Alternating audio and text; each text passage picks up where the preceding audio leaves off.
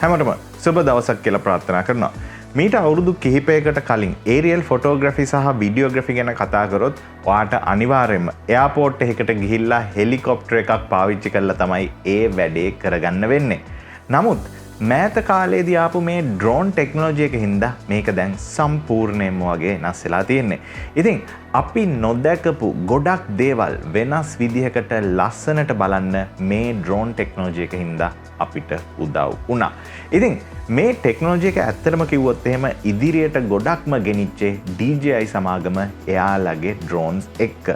නමුත් අද වෙනකොට DJI සමාගමට පුළුවන් වෙලා තියෙනවා අපි ඩ්‍රෝන් වලින් දැකපු දේවල් පවා වෙනස්ම විදිහකට මෙන්න මේ වගේ බලන්න.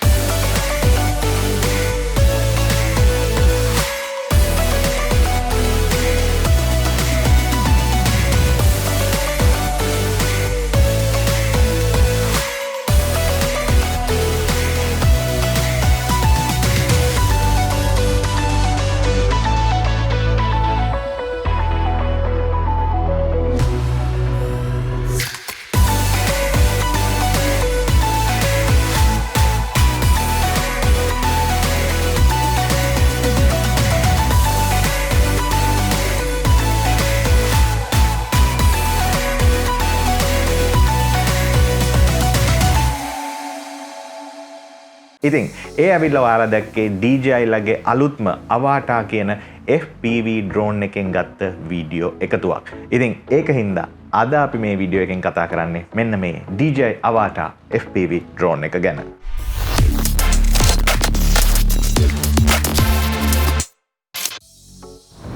right පළවෙනියෙන්ම FPV drones කියන්නේ මොකක්ද? මේක ඇත්තටම අලුත් දෙයක් නෙමෙයි. මීට ඉස්සෙල්ලා මාකට් එකේ මේ විදිහේ drones අපිට දැකලා තියෙනවා. නමුත් ගොඩක් වෙලාවට මේ FPV drones ඇවිල්ලා තමන්ම හදාගත්ත ඒවා තමයි මාකට් එකේ තිබුණේ. ඊට අමතරව ready made තිබුණ drone උනත් ටිකක් complicated පාවිච්චි කරන්න අමාරු විදිහට තමයි ඒවා තිබුණේ. ඉතින් මේක ඇත්තටම වෙනස් කරන්න DJI ලා මීට ටික කාලයකට ඉස්සෙල්ලා DJI FPV drone කියලා ඒගොල්ලන්ගේ first version එක release කරා. ඉතින් මේක ඇත්තටම හොඳ ඩ්‍රෝන් එකක් වුණත් මේකේ පොඩි ප්‍රශ්න කිහිපයක් තිබුණා. ඉතින් ඒක හින්දා ඒක ඇත්තටම හරියට මාකට් එකේ හිට් උනේ නැහැ. පළවෙනියෙන්ම මේකේ ප්‍රශ්නේ ඇවිල්ලා මේකේ කැමරා එකේ තිබුණ අඩු ඉමේජ් ක්වොලිටි එක. ඊට අමතරව මේක ටිකක් ලොකුයි සහ මේකේ සේෆ්ටි ෆීචර්ස් වගේ දේවල් ටිකක් අඩුවෙන් තමයි තිබුණේ. ඉතින් මේ ප්‍රශ්න ඇත්තටම කිව්වොත් ගොඩක් හරි ගස්සලා තමයි මේ අලුත් DJI Avata FPV drone එක මාකට් එකට DJI ලා රිලීස් කරලා තියෙන්නේ. මෙතනදී අපි FPV ගැන කතා කරොත් FPV කියන්නේ ඇත්තටම first person view කියන එක. මෙතන ඇවිල්ලා අපි වෙනස ගැන කතා කරොත් අනිත් drones operate කරද්දී අපි සාමාන්‍යයෙන් ෆෝන් එකක් වගේ දෙයක් පාවිච්චි කරලා තමයි drone එකේ remote එකට සවි කරලා drone එකේ කැමරා එකට පේන දේ අපි බලාගන්නේ. නමුත් FPV drone එකකදී ඔයා goggles දෙකක් පාවිච්චි කරලා drone කැමරා එකට පේන දේ ඔයාගේ S2කින් පේනවා වගේ බලාගෙන තමයි operate කරන්නේ. ඉතින් ඒකින්ද FPV drone එකක් පාවිච්චි කරද්දී හරියට ෆිල්ම් වල සුපර්මෑන්ට පේනවා වගේ බොහොම සියුම් තැන් වලින් උනත් ඔයගලන්ට බලාගෙන යන්න පුළුවන්.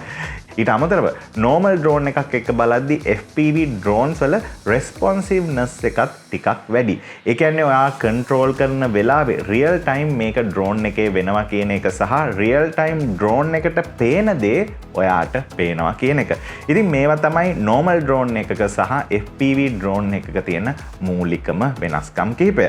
ඒ කොහොම වුණත් අපි මේ DJI Avata drone එක ගැන කතා කරොත් පළවෙනිම දේ ඇවිල්ලා මේක ගොඩක් පොඩි drone එකක්. සාමාන්‍යයෙන් අපි DJI ලගේ මිනි සීරීස් එකේ එනවා වගේ චූටි අතේ සයිස් එකේ වගේ ඩ්‍රෝන් එකක් තමයි තියෙන්නේ. නමුත් මිනි සීරීස් එකේ වගේ ඔයගලන්ට මේකේ ෆෝල්ඩබල් ඩිසයින් එකක් නෙමෙයි තියෙන්නේ. මේකේ ෆික්ස්ඩ් ඩිසයින් එකක් තියෙන්නේ. ඊට අමතරව මේක ගොඩක් පොඩි හින්දා ඔයගලන්ට බොහොම සියුම් කුඩා තැන් වලින් යන්න පුළුවන් විදිහටත් මේක ඩිසයින් කරලා තියෙනවා.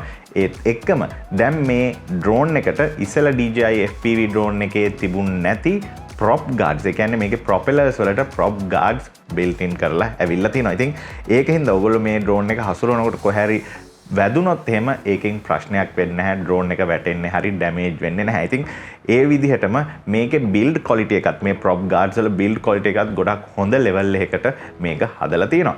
ඒ වගේම බැරි වෙලාවක් හරි ඔයගොල්ලෝ මේක ඔපරේට් කරනකොට මේ ඩ්‍රෝන් එක කොහේ හරි වැටුනොත් එහෙම ඔයගලන්ට යන්න බැරි තැනක වැටුනොත් එහෙම මේකට දැන් DJI ලා ඉන්ට්‍රොඩියුස් කරලා තියෙනවා turtle mode කියලා දෙයක්. ඉතින් මේක පාවිච්චි කරලා ඔයගලන්ට පුළුවන් ටක් ගාලා මේ ඩ්‍රෝන් එක අනිත් පැත්ත හරවගෙන නැවත ෆ්ලයි කරන්න පටන් ගන්න. ඒ වගේම තව සේෆ්ටි ෆීචර් එකක් විදිහට මේකට DJI ලා emergency brake button එකකුත් මෙන්න මේ විදිහට ඉන්ට්‍රොඩියුස් කරලා තියෙනවා. ඉතින් ඔයගොල්ලෝ හයියෙන් යන වෙලාවක උනත් ටක් ගාලා ඔයගලන්ට බ්‍රේක් කර ගැනීමේ හැකියාව තියෙනවා අහස උඩදී උනත්. ඒත් එක්කම දැන් මේ ඩ්‍රෝන් එකට DJI ලා downward sensors introduce කරලා තියෙනවා. ඉතින් ඒකින්ද ඔයගොල්ලෝ සාමාන්‍යයෙන් indoor environment එකක යනකොට මේ ඩ්‍රෝන් එකට හැකියාව තියෙනවා පල්ලෙහා තියෙන patterns අඳුරගෙන මේ ඩ්‍රෝන් එකට ගොඩක් හොඳ stable indoor level එකක කියන්නේ GPS නැති වුණත් indoor යවනකොට මේකට operate කර ගැනීමේ හැකියාව. ඒත් එක්කම DJI ලා මේකට දැන් RTH ඒ කියන්නේ return to home කියන feature එකත් introduce කරලා තියෙනවා. ඉතින් ඔයගොල්ලෝ කොහේ හරි යනකොට බැලලා හරි ඉක්මනට මේ ඩ්‍රෝන් එක ගෙන්න ගන්න ඕනොත් මේ return to home feature එක පාවිච්චි කරන්න පුළුවන්. ඒ කොහොම වුණත් මේ ඩ්‍රෝන් එක සහ DJI ලගේ පළවෙනි FPV ඩ්‍රෝන් එකත් එක්ක කම්පෙයාර් කරද්දී මේකේ ඇත්තටම ලොකුම ඉම්ප්‍රූව්මන්ට් එක වෙලා තියෙන්නේ මේකේ කැමරාවේ. උදාහරණයක් වශයෙන් දැන් මේකට 12.7 mm වලට equal lens එකක් මේගොල්ලෝ introduce කරලා තියෙනවා. ඉතින් ඒකින්ද ඔයගොල්ලන්ට අංශක 155ක ගොඩක් wide angle view එකක් මේ කැමරාවෙන් එහෙමත් නැත්නම් මේ lens එකෙන් බලා ගන්න පුළුවන්. ඒත් එක්කම මේකේ aperture එක සඳහන් වෙන්නේ f2.8 කියලා. ඉතින් ඒකින්ද සාමාන්‍යයෙන් හොඳ ආලෝකයක් මේ aperture එක through ඔයගලන්ගේ sense එකට ලබා ගැනීමේ හැකියාව තියෙනවා. ඉතින් මේකේ sense එක ගැන කතා කරොත් දැන් මේකට තියෙන්නේ 48 megapixel 1/1.7 inches size එකේ image sense එකක්. ඉතින් අපි අනිත් drone එකත් එක්ක බලද්දි මේක ගොඩක් ලොකු image sense එකක් කියන්න පුළුවන්. ඒ කියන්නේ DJI ලගේ පළවෙනි FPV drone එකත් එක්ක කම්පෙයාර් කරද්දී මොකද අපි DJI ලගේ ටිකක් high end drones ගැන කතා කරොත් ඒවට ඇත්තටම කිව්වොත් එහෙම 1 inch sensors තියෙනවා. ඉතින් මේකේ ඊට වඩා ටිකක් අඩු size එකේ sensor එකක් තමයි තියෙන්නේ. ඊළඟ වෙනස ඇවිල්ලා අපි normal drone එකක් සහ මේ FPV drone එකත් එක්ක බලද්දි සාමාන්‍ය normal drones වල ඔයගලන්ට 3 axis gimbal එකක් බලා ගන්න පුළුවන්. නමුත් මේකේ ඔයගලන්ට single axis gimbal එකක් විතරයි තියෙන්නේ. ඔයගලන්ට tilt feature එක විතරයි. කියන්නේ කැමරාව උඩට සහ පල්ලෙහාට කිරීමේ හැකියාව විතරයි මේකේ තියෙන්නේ. ඉතින් ඒකෙනුත් මේ FPV feeling එක ඔයගලන්ට ගන්න පුළුවන්. ඉතින් FPV drone එකකින්ද මේගොල්ලෝ මේකට 3 axis gimbal එකක් introduce කරලා නැහැ. ඉතින් මේකේ video features ගැන ඇත්තටම කතා කරොත් එහෙම දැන් මේ drone එකට හැකියාව තියෙනවා 4K at 60 frames per second වෙනකන් වීඩියෝ රෙකෝඩ් කරන්න. ඉතින් ඔයගලන්ට සාමාන්‍යයෙන් 4K වීඩියෝ එකක් වුණත් half speed එකෙන් slow කරලා ගැනීමේ හැකියාව තියෙනවා. ඉතින් ඔයගලන්ට තව ටිකක් ඉස්සරහට ගිහිල්ලා තවත් slow motion ඕන නම් ඔයගලන්ට පුළුවන් 2.7K resolution එකෙන් රෙකෝඩ් කරොත් 120 frames per second වෙනකන් frame rate එකකින් රෙකෝඩ් කරලා slow motion videos ගන්න. ඒත් එක්කම දැන් DJI ලා මේකට ඒගොල්ලන්ගේ D Cine like color profile එක introduce කරලා තියෙනවා. ඉතින් මේ විදිහට ඔයගලන්ට flat profile එකක video records කරලා පස්සේ color grading එකක් දාලා ඔයගලන්ගේ video එක ලස්සන කරගැනීමේ හැකියාව තියෙනවා. ඉතින් මේකේ අපි ඉස්සෙල්ලා කතා කරා වගේ 3 axis gimbal එකක් නැති වුණාට DJI ලා මේකට ඒගොල්ලන්ගේ Rocksteady 2.0 කියන electronic stabilization system එක introduce කරලා තියෙනවා. ඉතින් මේකේ gyro sense එක පාවිච්චි කරලා ඔයගොල්ලන්ගේ වීඩියෝ එක ගොඩක් හොඳ stable වීඩියෝ එකක් විදිහට ගැනීමේ හැකියාව තියෙනවා. ඒත් එක්කම ඔයගොල්ලන්ට තව තියෙනවා මේකේ horizon steady කියලා feature එකක්. ඔයගොල්ලෝ මේ drone එක පාවිච්චි කරනකොට සිතිජ කෙලින් තියාගෙන මේ drone එක operate කරගන්න. එහෙමත් නැත්නම් වීඩියෝ ගැනීමේ හැකියාවක් තියෙනවා. ඉතින් normal drone එකක් එක්ක මේ FPV drone එක තියෙන මූලිකම වෙනස ඇවිල්ලා මේක operate කරන්න ඕගොල්ලන්ට goggles දෙකක් පාවිච්චි කරන්න ඕනේ. ඉතින් පළවෙනි version එකේ තිබුණට වඩා අලුත්ම goggles දෙකක් මේකට introduce කරලා තියෙනවා. ඉතින් මේකට මේගොල්ලෝ DJI goggles 2 කියලා තමයි නම දාලා තියෙන්නේ. ඉතින් මේකේ විශේෂත්වය ඇවිල්ලා පළවෙනි version එකත් එක්ක බලපුවහම මේක ගොඩක් පොඩි, comfortable සහ ඕගොල්ලන්ගේ ඇහි පෙනීම අනුව මේකේ diopter එකක් introduce කරලා තියෙනවා. ඉතින් මේ diopter එක adjust කරලා ඔයගලන්ගේ ඇහි පෙනීම කන්නඩි දාන කෙනෙක් නම් ඒ ප්‍රශ්නෙත් නැතුව ඔයගලන්ට clearly ඔයගලන්ගේ image එක බලා ගැනීමේ හැකියාව තියෙනවා. ඉතින් මේක ඇතුලේ screen එක ගැන කතා කරොත් 1080p resolution එකක තියෙන micro LED screens දෙකක් තමයි ඔයගලන්ගේ S2කින් මේකේ බලා ගන්න පුළුවන් වෙන්නේ. ඉතින් ගොඩක් හොඳ රිවිව්ස් මම මේක ගැන බලලා තියෙනවා. ඉතින් ඒකින්ද මට කියන්න පුළුවන් මේක එක්ස්පීරියන්ස් එක නම් ගොඩක් හොඳ ලෙවල් එකක තියෙනවා කියලා.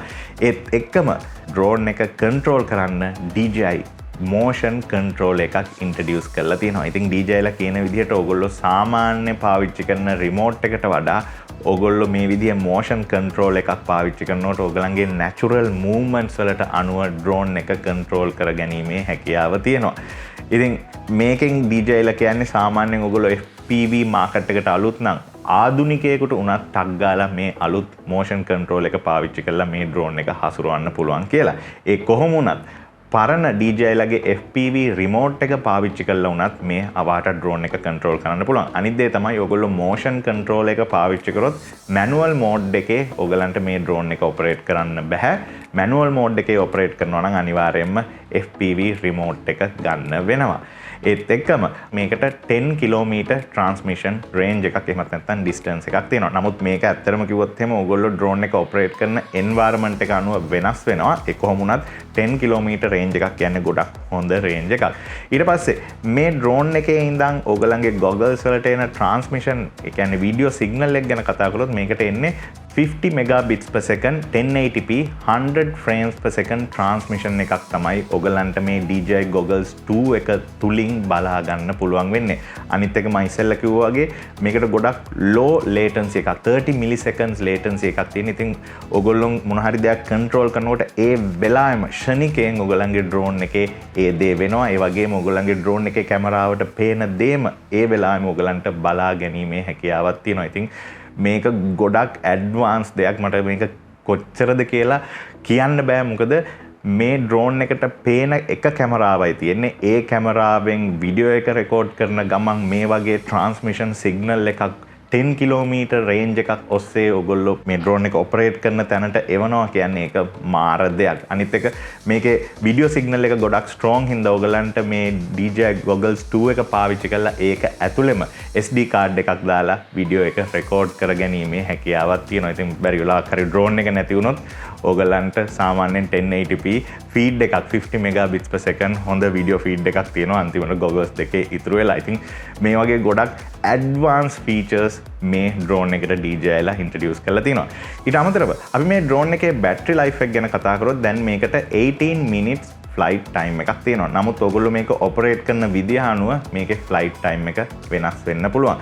ඊට පස්සේ මේකේ motion control එකට පැය 5ක බැටරි ලයිෆ් එකක් සහ ඔයගොල්ලෝ DJI goggles 2 පාවිච්චි කරොත් ඒකට විනාඩි 110ක වගේ බැටරි ලයිෆ් එකක් තියෙනවා. ඉතින් මේ වගේ ෆීචර්ස් ගොඩකින් මේ ඩ්‍රෝන් එක ඇත්තටම කිව්වොත් එහෙම සමන්විත වෙනවා. මම මේ ඔක්කොම මෙතන කතා කරන්න යන්නේ නැහැ. ඒ කියන්නේ මේකේ තියෙන ෆීචර්ස් ඔක්කොම මොකද මේක ප්‍රිවිව් වීඩියෝ එකක් හින්දා. අනිත් දේ මමත් තාම ඇත්තටම කිව්වොත් එහෙම FPV ඩ්‍රෝන් එකක් පාවිච්චි කරලා නැහැ. ඒ වගේම මේ වෙනකම් මට ඇත්තටම කිව්වොත් එහෙම FPV ඩ්‍රෝන් එකක් පාවිච්චි කරන්න ඇත්තටම ආසාවක් තිබුණේ නැහැ. නමුත් මේ ඩ්‍රෝන් එකත් එක්ක FPV ඩ්‍රෝන් එකක් try කරන්න පොඩි ආසාවක් ඇත්තටම කිව්වොත් මටත් ආවා. මොකද මේ ඩ්‍රෝන් එක හින්දා ආධුනිකයෙකුට උනත් FPV ඩ්‍රෝන් එකක් පාවිච්චි කරන්න දැන් අවස්ථාව හම්බ වෙලා තියෙනවා. එච්චර පුරුදු වෙන්නේ නැතුව. ඉතින් අපි බලමු මේකේ full review එකක් කරන්න පුළුවන් වෙයිද කියලා අනාගතයේදී. මොකද ඔයගොල්ලෝ දන්නවා මේක ගැන මම ඉස්සෙල්ලා කිව්වා වගේ කතා කරන්න ගොඩක් දේවල් තියෙනවා. ඒ කොහොම වුණත් අනිත් දේ තමයි ඔයාලා දන්නවා අද රටේ තියෙන තත්ත්වය ගොඩක් දේවල් ගෙන්වන එක තහනම් කරලා තියෙන්නේ.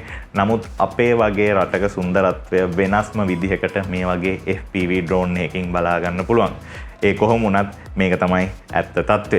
ඉතින් මම හිතනවා ඔයාලට පොඩි අදහසක් එන්න ඇති කියලා මේ ඩ්‍රෝන් එක සම්බන්ධයෙන් මේකෙන් කරන්න පුළුවන් මොනවද FPV කියන්නේ මොකක්ද කියලා. ඉතින් ඔයගොල්ලෝ මේ වීඩියෝ එක එන්ජොයි කරා නම් අමතක කරන්න එපා අපේ channel එක subscribe කරලා අපිට support එකක් දෙන්න. මේ වගේ videos ඉස්සරහටත් කරන්න පුළුවන් වෙන්න. ඊට අමතරව ඔයගලන්ට අපිත් එක්ක සම්බන්ධ වෙන්න පුළුවන් Facebook සහ Instagram කියන ගිණුම් හරහා උනත්. මොකද ඒ වලනොත් අපි එක එක දේවල් photography videography සම්බන්ධයෙන් මේ ගැන කතා කරනවා. ඉතින් මේ වගේ නැවත අලුත් වීඩියෝ එකකින් හමු වෙනතුරු මම අදට සමු ගන්නවා. මම රජිත් R2 ස්ටුඩියෝ එකකින් හැමෝටම සුබ දවසක්.